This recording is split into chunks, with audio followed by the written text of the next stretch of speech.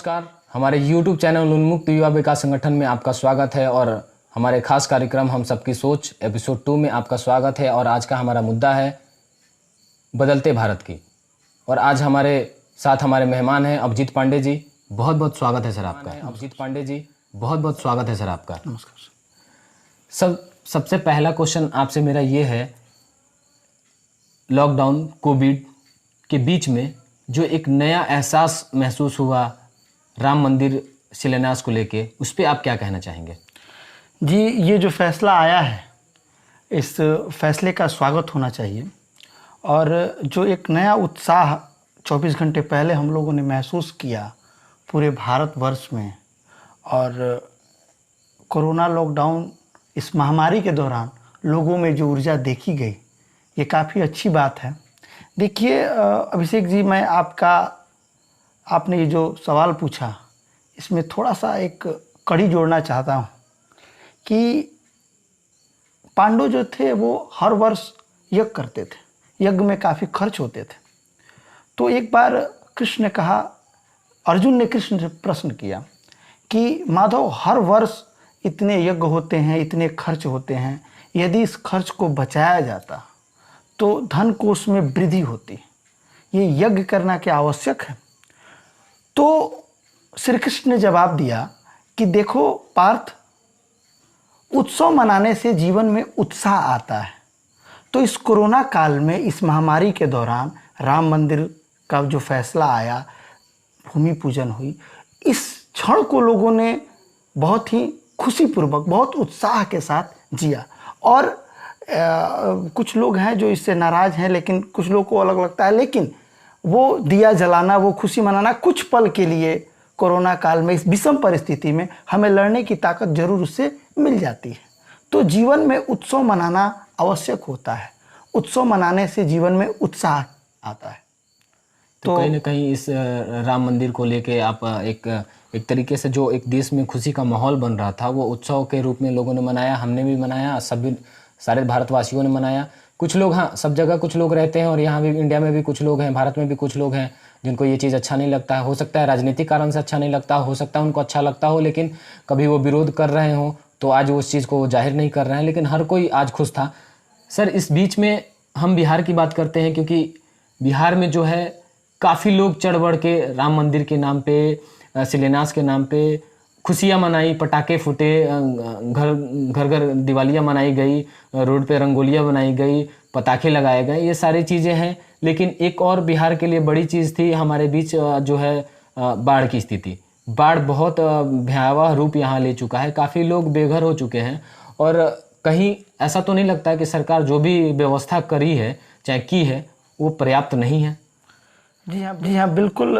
मैं आपके इस बात से बिल्कुल सहमत हूँ कि जो बाढ़ है, ये शुरू से ही हमारे बिहार को पीछे ले जाता है। हम 4 कदम आगे बढ़ते हैं, लेकिन हर वर्ष जो बाढ़ आता है वो हमें कहीं ना कहीं पीछे ले जाता है। तो बाढ़ हमारे लिए सबसे बड़ी समस्या है। जैसे बिहार का शोक कहा जाता है बूढ़ी गंडक को, बिहार का शोक कहा जाता है, तो बाढ़ सरकार का सबसे बड़ा विजन होना चाहिए कि बाढ़ से इस समस्या कैसे लड़ा जाए। हर वर्ष बिहार बाढ़ के चलते गरीब हो जाता है, और आज भी अगर बिहार पूरा स्टेबल नहीं हो पाता है तो उसका कहीं ना कहीं कारण बाढ़ है।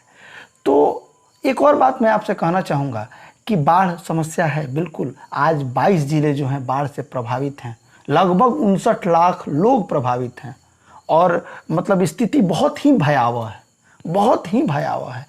इस दौरान जो समाज का चौथा स्तंभ है, जिसे आप आते हैं, मैं कहना चाहूँगा कि मीडिया जो है, जिस पर समाज आज, पुलिस प्रशासन और मीडिया भी एक हिस्सा है समाज का, चौथा स्तंभ माना जाता है।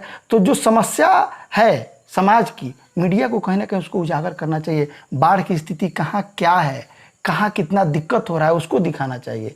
तो मीडिया जो है वो कहीं ना कहीं मुद्दे से भटक के जो समस्या हमारे समाज में प्रीमियर नहीं है उसको दिखा रही है। नहीं, जो समस्या है समाज में उसको दिखाना चाहिए, और सरकार को इस पर तुरंत एक्शन लेना चाहिए। अभी तो बाढ़ राहत कार्य का काम, और इसके बाद, राहत के बाद भी सरकार का सबसे अहम काम होना चाहिए बाढ़ से निजात पाने का उपाय। नहीं तो बिहार हमेशा बाढ़ से पीछे भी प्रभावित रहा है और आगे भी प्रभावित रहेगा।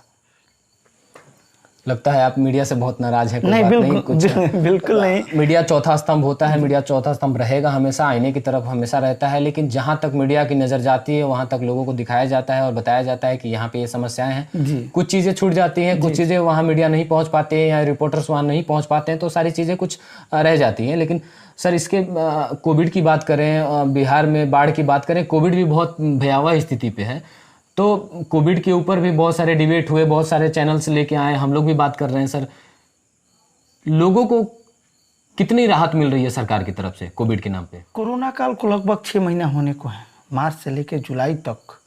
अब कोरोना का जो मतलब ये दौर रहा, महामारी हालांकि इतना दिन रहती नहीं है, लेकिन ये ऐसी महामारी है कि आज भी हम अभी कोरोना पर कंट्रोल नहीं कर पाए हैं। तो इसमें सिर्फ सरकार को जिम्मेवार ठहरा देना नहीं है, कहीं ना कहीं हमारी अपनी सुरक्षा ये बहुत ही ज़रूरी है। और मेरा मानना है कि स्वयं अपना रक्षा करना बहुत ही ज़रूरी है। लोगों को एक दूसरे को जागरूक करना ज़रूरी है, अपना सुरक्षा एहतियात बरतना होगा। और देखिए दूसरा, सहयोग की भावना। अभी कोरोना महामारी के चलते जगह जगह लॉकडाउन होने के कारण बहुत सारी समस्याएं समाज में उजागर हो रही हैं, तो अभी एक दूसरे से सहयोगात्मक रवैया हमें कहीं ना कहीं अपनाना होगा। और सिर्फ सवाल सरकार से करने से नहीं होगा, हमें एक दूसरे का सहयोग करना बहुत ही ज़रूरी है। और कोरोना काल अभी कब तक रहेगा और ये कितना भयावह स्थिति ले सकता है आने वाले टाइम, हाँ बिल्कुल कोई नहीं जानता। अभी देखिए बहुत सारी समस्याएं धीरे धीरे उजागर होंगी।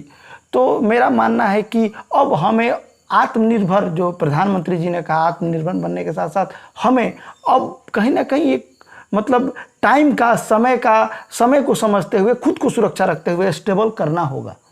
भाई कोरोना, फिर बाढ़, फिर लॉकडाउन, ये सारी समस्याएं जो हैं एक साथ आ रही हैं, तो अब हमें कहीं ना कहीं स्ट्रांग होना होगा और उस परिस्थिति से लड़ने के लिए सबको तैयार होना, समाज के हर तबके को तैयार होना होगा।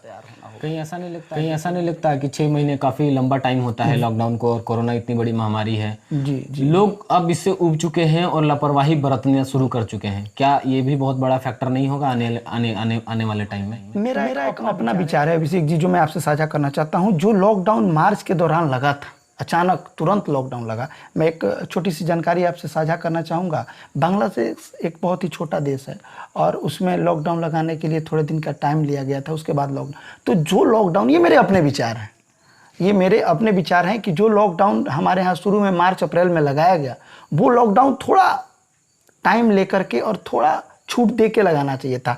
अभी लॉकडाउन की बहुत ही आवश्यकता है और बहुत सख्ती के साथ, क्योंकि देखिए प्रैक्टिकली सोचिए तो कुछ दिन पहले विदेश में था कोरोना, उसके बाद देश में आया, फिर स्टेट वाइज, फिर जिले वाइज, और आज हम अपने शहर में अपने रिश्तेदारों को कोरोना से पीड़ित देख रहे हैं। तो अभी जो है ये कोरोना का जो मेन अभी जो चल रहा है, ये भयावह स्थिति है। तो अभी लॉकडाउन की आवश्यकता थी और उस लॉकडाउन की आवश्यकता थी जो मार्च अप्रैल में लगाया था। पूर्णतः लॉकडाउन की अभी आवश्यकता थी। उस समय जो लॉकडाउन लगाया गया उसमें थोड़ी सी ढिलाई देनी चाहिए थी और धीरे धीरे लॉकडाउन बढ़ाया जाता, अभी पूर्णतः बंद कर दिया जाता लॉकडाउन को, तो वो अच्छा रहता। ऐसा सर, आपको ऐसा नहीं लगता कि जो लोग यहाँ पे रह रहे हैं, जो हमारे साथ समाज के लोग हैं, जो हमारे समाज वर्ग के लोग हैं, वो बिना कारण के भी बहुत सारे ऐसे लोग हमें पर डे मार्केट में मिल जाते हैं जो बिना मास्क यूज़ किए हुए और बिना किसी काम के भी मार्केट में घूम रहे हैं और ट्रैवल कर रहे हैं। प्रशासन बहुत हद तक यहाँ कोशिश कर रही है कि सारी चीज़ों को रोका जाए, लेकिन लोगों को भी समझना पड़ेगा ये चीज़ कि हाँ भाई, ये हमारी सुरक्षा है और हम कम से कम बाहर निकलें और जो भी इसका चेन है उसको हम तोड़ने में सफल रहें। तो लोगों का भी सहयोग बहुत जरूरी होता है। तो इस पे आप क्या कहेंगे कि लोग कितनी लापरवाही कर रहे हैं? नहीं, लोगों में लापरवाही है। इस बात को मैंने अभी आपके इस प्रश्न के पहले ही मैंने कहा था कि हमारी अपनी सुरक्षा, क्योंकि कोरोना जो है वो मतलब बहुत ही खतरनाक बीमारी है, लेकिन कहीं ना कहीं अगर हम सुरक्षित रहें उससे तो बच भी सकते हैं। बहुत ही खतरनाक बीमारी है, लेकिन कहीं ना कहीं अगर हम सुरक्षित रहें उससे तो बच भी सकते हैं। ठीक है, और थोड़ा सा हिम्मत बना के, सहयोगात्मक भावना रख के और सुरक्षा के साथ, तो लोगों में कहीं ना कहीं है जो लोग लापरवाही बरत रहे हैं या मार्केट में जो भी, तो ये कहीं ना कहीं लोगों का दोष है। और मैं पहले ही आपके इस प्रश्न का उत्तर दे चुका हूँ।